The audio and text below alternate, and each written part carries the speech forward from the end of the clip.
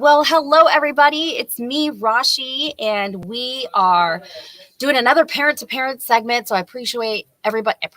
Let me try that again. Appreciate everybody joining us today on Facebook, YouTube, and also our website. If you have any comments, please do put them below in the comments section. Today, we're going to be talking about something that personally I have struggled with my son. We're talking about just the period in the pandemic when you have little children and it's the developmental stage. Obviously, I mean, we're all developing, right? But it's a really crucial stage where they haven't been able to socialize with others or really been able to be out in the public with other kids because, we were all in lockdown, and many parents chose to keep their kids at home, and they've chosen to continue doing that, or, a combination of both of them. Regardless, it's affected the child in many ways. And that's what a lot of parents are seeing that I've spoken to as well. It's like, how do you get your child to not be afraid of going more than 6 feet, like 6 feet closer to somebody, or wanting to make friends, or just how to interact, all those like little things that we kind of take for granted that was taken away as a result of the pandemic. So I ran across Brutter's books, and it's so great because this, with children, parents, we all know that if we tell our child something, they may not listen, but if they hear it in another way, they will listen. And talking through books, talking through animals, stuffed animals, they're so popular. It's another way to let a child feel more comfortable. And I see that happening with my children when I have little stuffed animals. Actually, seriously, this is what we do with my daughter. So she sleeps in her room. She's going to be 3 this Friday, by the way. Can you believe that? And we have a big, tall giraffe that we had for her nursery. And we talk to him every day. Like, you are going to be in charge of all the monsters and the ghosts. Okay.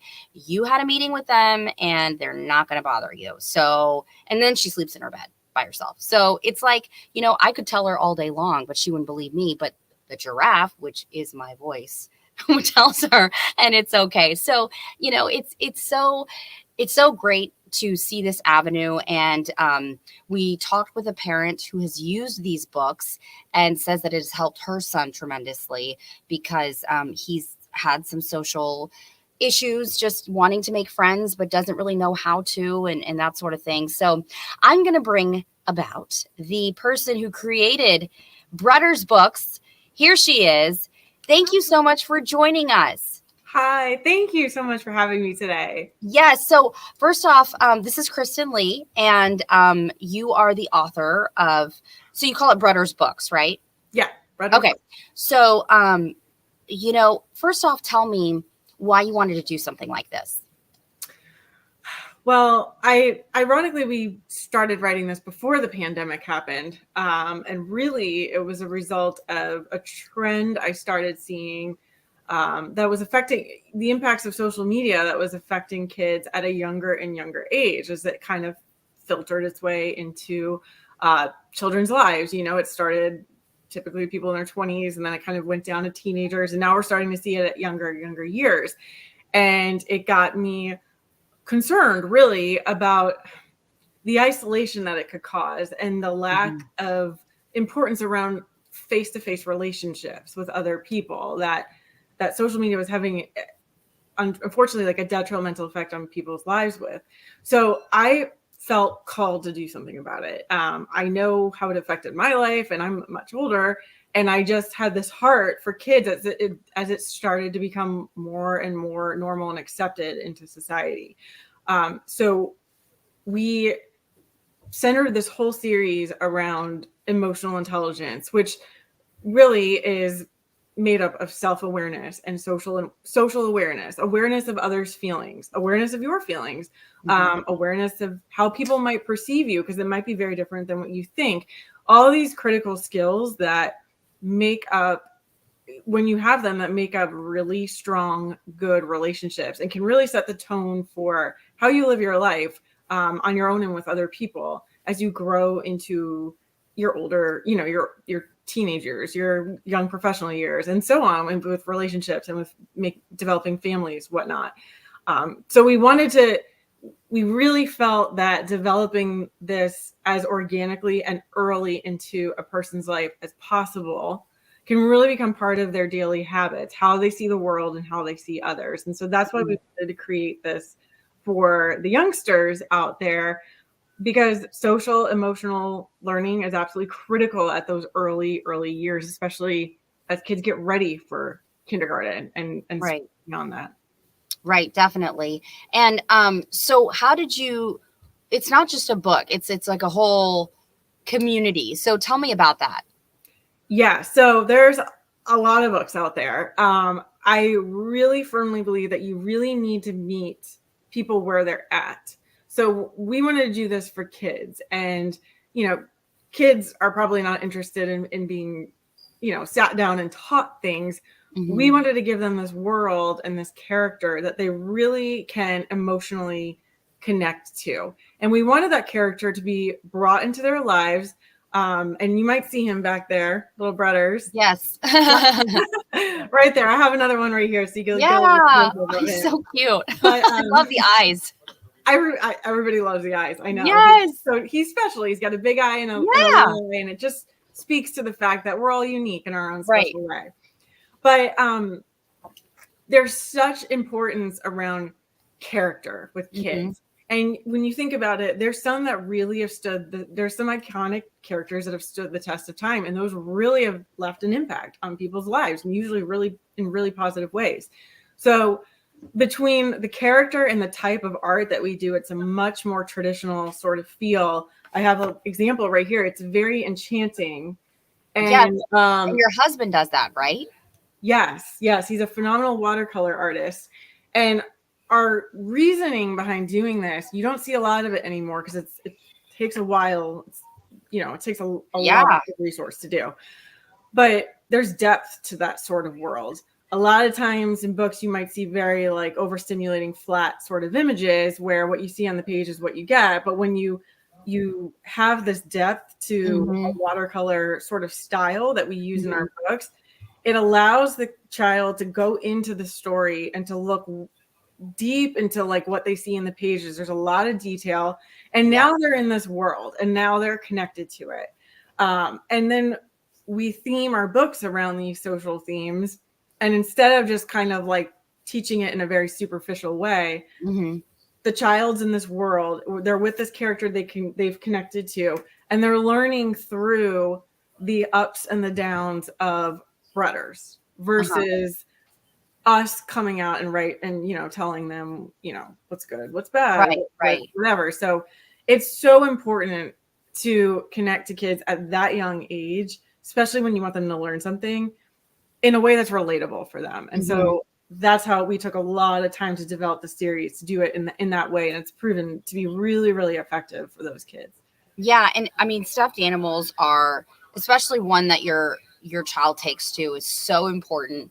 And it's not like a play thing. It's more of a developmental thing. Because I've heard parents say, well, this is just like pretend play, whatever. And it's like, no, it actually, helps them. My son has this, it's Curious George, but our nanny, she didn't know what it was. So she called him Chongo, which is in Spanish, just a monkey. So now he's Chongo. And we forgot Chongo after I left my in-laws' house, which was 30 minutes away at that time.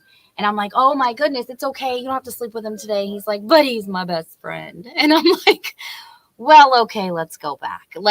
So it's a friend. It's a real, it's a real person, almost sometimes even better because they don't talk back to you. So it's it's such a good way of doing things. And tell me what, I'm going to put the website. I encourage all of y'all to go to the website, which is where you can find these books.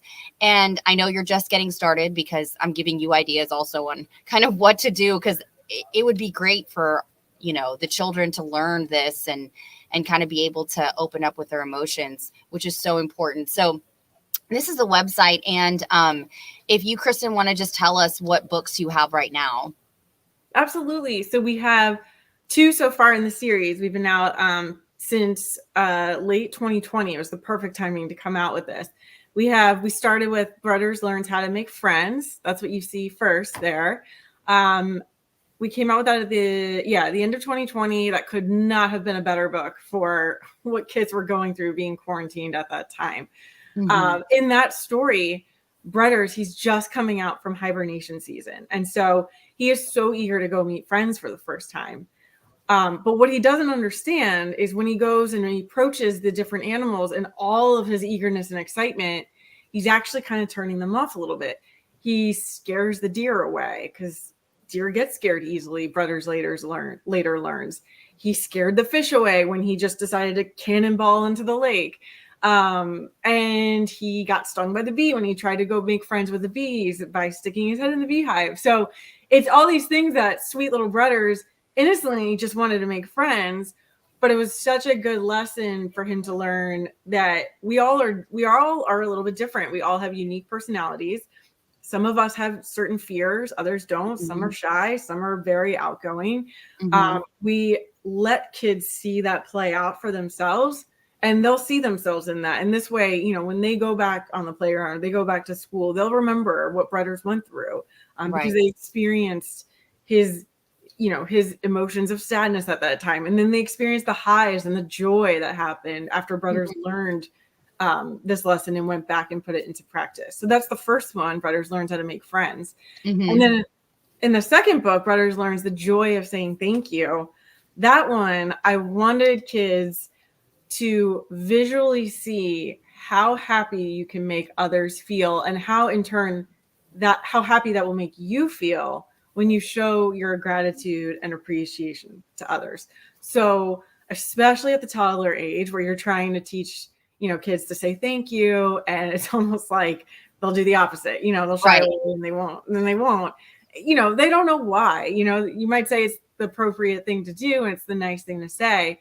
But here in the story, we let them visually see for themselves what happens when Bretters says thank you to the animals, how joyful of an experience that is. And it was a really cool way for kids to kind of like remember and latch onto that. And we've heard some funny stories from parents after the fact when their kids have read this on how excited their kids are to just go up and say thank you for every little thing. It like stuck with them. Yeah, no, just being grateful, that's such a huge thing. And I think that, a lot of adults learn that later in life and still learning that. So to know that younger, that's just like such an added bonus. I was going to also ask you about the community that you've developed, because it's kind of like everyone helping each other out. Yes. So these are a bunch of parents who, they care about the same thing. They care about the development of their children. They love the uniqueness of this book. And the other thing is that they love like the access to Derek, the illustrator, and myself. This is something that we want to give to families long term. Our whole point in doing this is to give parents a tool, a visual, fun tool that's engaging for their kids to use. And we want to be there for them. So not just, here's the book, but for the long term, we want to know what is it that you feel like there's a big need for next. And part of this, we kind of took a unique approach to going about this. We didn't go directly through a traditional publishing industry. We decided to go straight to the consumer and find out, where are these kids at? We want to help them. We started right here in our community and have just kind of grown it from there, like from a grassroots sort of way, because the most important person to us is you. It's the parent and it's the child and it's the experience that they're getting. And so we want to be there right there in front of you, because we want to know, what do you like and what do you want to see more of? And how can we do that for you? How can we continue to bring value into your child's life? Yeah, definitely. And you also gave these tips to me when we were talking for the story. I wanted to bring them up. So tell me about these three, because they're so, you don't even like think about it really, but like when you put it out like that, it's like, oh, okay, yeah, that we need to like consciously make that effort. Yeah. So one of the things you mentioned post-pandemic was, the difficulty that kids were having, especially in social situations, but also anxiety. There's, we work with a lot of schools with the series. So we're in the classrooms a lot with teachers, and a lot of them have said we see an increased level of anxiety for kids. In addition to just trying to make friends and behavioral sort of things. It falls right into it, really. And so no matter what it was, we had some tips for parents because, again, you really want to connect with kids in a way that on their level, really, what is fun for them and what's engaging for them. And that'll be an effective way for them to learn. So we said 3 easy tips that you can do, and probably you already have them at your disposal, is incorporate lessons through storytelling. It's so important because, like I explained a little bit ago, you want to take that child on the journey so they can see how different alternatives to a story play out. It really helps not only understanding the lesson, but it actually also really helps with their reading comprehension as well. When you put a good sort of book in front of them and you let them decipher for themselves how these, these themes and these lessons play out for them. The really good benefit to doing that is it takes the social pressure off a child. It's not pinpointing any single child with a certain lesson or a certain theme. And that's a great piece of feedback that we've gotten, is that you let kids read this and at no point do they ever feel like, oh, this is, you're trying to teach me something. It's no, every child can relate to this, and they learn on their own. So storytelling, absolutely important for that. And the other is playing pretend, like you mentioned with the stuffed animals a little bit ago. Playing pretend and role playing. That's another really, really critical and also like special way of allowing kids to put themselves in others' shoes and understand feelings. So when you have just something as simple as a stuffed animal, to them, they see the feelings behind this. And even if they were, and then they also, if they wanted to pretend like they were brothers, they could think about all the other animals that were there in the story and really take the time to understand what the bunny's feelings were at that point in time, or the deer's feelings. I think it really allows them to kind of talk and play things out. Definitely. And then lastly is make a point in your child's life to do good for others. I know a lot of times we kind of go through lives through our point of view, our eyes, and we see, okay, well, I would love to make friends. I would love this. I would love that. And it's kind of like you measure your life a little bit. Am I getting that? Or am I not getting that?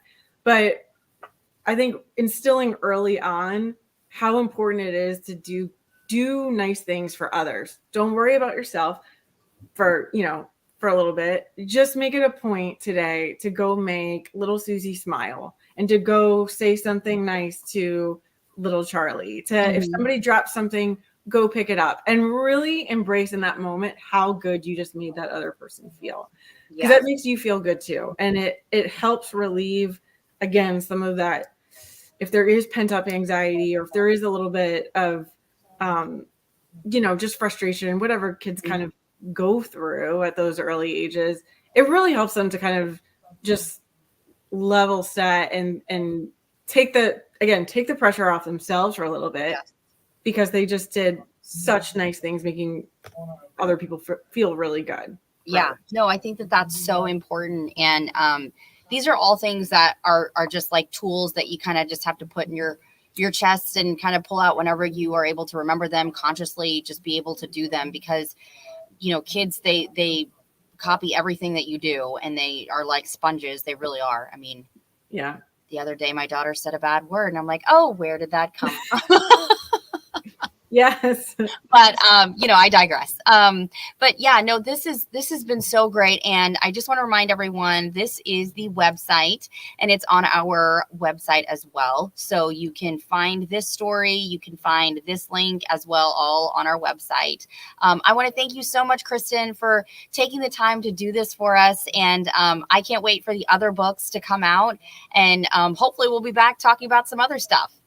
Oh, it's been my pleasure. Thank you so much. We really appreciate it. You're welcome. And thank you all for joining us on this edition of Parent to Parent. We'll be back next week with another topic.